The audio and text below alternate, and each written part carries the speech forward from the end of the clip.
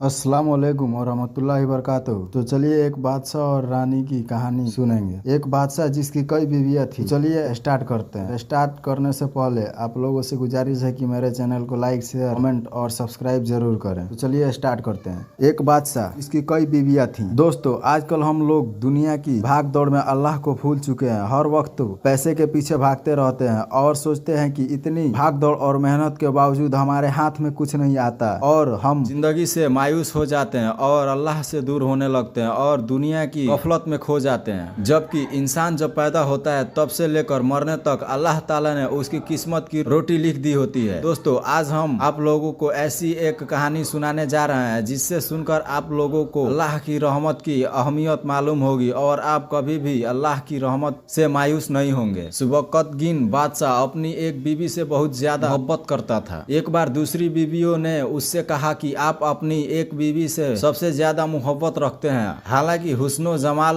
हम उससे ज्यादा हैं, समझदारी में भी उससे ज्यादा है। आखिर उसमें कौन सी ऐसी खास बात है जो हम में नहीं, तो उसके अंदर कुछ नहीं नजर आता, मगर आपकी मोहब्बत की निगाह जो उस पर उठती है वो किसी दूसरी बीवी पर नहीं उठती। आखिर क्या वजह है? बादशाह ने कहा अच्छा मैं किसी दिन का जवाब तुम सबको दे दूंगा। उसके बाद उसकी बीवियों ने ये बात भूल गई। एक दिन सुबकतगीन ने अपने घर के सहन में बैठकर कहा आज मैं अच्छे मूड में हूँ, इसलिए मैं चाहता हूँ कि मैं तुम में से हर एक को अच्छे अच्छे इनाम से नवाजूं। वे यह बात सुनकर खुश हुई कि आज हमें शाही खजाने से इनाम मिलेगा। सहन में सोने चांदी और जवाहरात के ढेर लगा दिया। बादशाह ने सबको बुलाकर कहा कि इस सहन में जो चीजें पड़ी हुई है उसमें से इस चीज पर जो बीवी हाथ रख देगी उसको वह चीज इनाम के तौर पर दे दिया जाएगा। चुनांचे जिस वक्त मैं इशारा करूँ तुम दौड़कर अपनी पसंद की चीज पर हाथ रख लेना। बीवियां तैयार हो गई और उन्होंने अपनी अपनी पसंद की चीजों पर निगाह जमा ली। किसी ने याकूत के ऊपर, किसी ने हीरे के ऊपर, किसी ने सोने के ऊपर, किसी ने चांदी के ऊपर। बादशाह ने इशारा किया तो बीवियों ने दौड़कर अपनी अपनी पसंदीदा चीजों पर हाथ रख ली। लेकिन वह बीवी जिस पर उसकी मोहब्बत की खास नजर आती थी वह अपनी जगह खड़ी रही। जब सबने देखा कि हमने अपनी चीजों पर हाथ रख लिया मगर इसने किसी चीज पर हाथ नहीं रखा, तो वे हंसने लगी और बादशाह से कहने लगी बादशाह सलामत, कहा करते थे कि यह बेवकूफ है और इसके अंदर अक्ल की कमी है। आज इसकी अक्ल की कमी कर सामने आ गई। यह तो बस सोचती रहती, लिहाजा आज इसके पल्ले